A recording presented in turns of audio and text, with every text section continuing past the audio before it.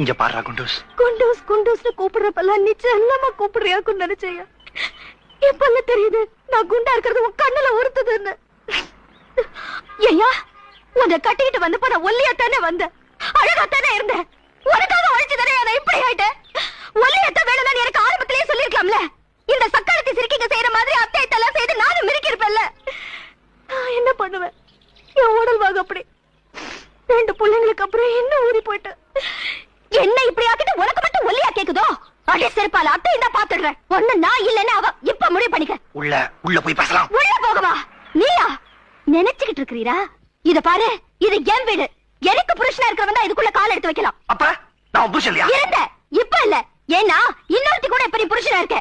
இத பார், ஒருத்தருக்கு ஒருத்தி தான் புருஷன் பொண்டாட்டின்னு தான் சொல்றாங்க. புருஷன் பொண்டாட்டிங்கன்னு சொல்றது இல்ல. தெரிஞ்சுக்க. நான் உனக்கு விசுவாசமா இருக்கேன்ல, அப்படித்தான் உனக்கும். எங்க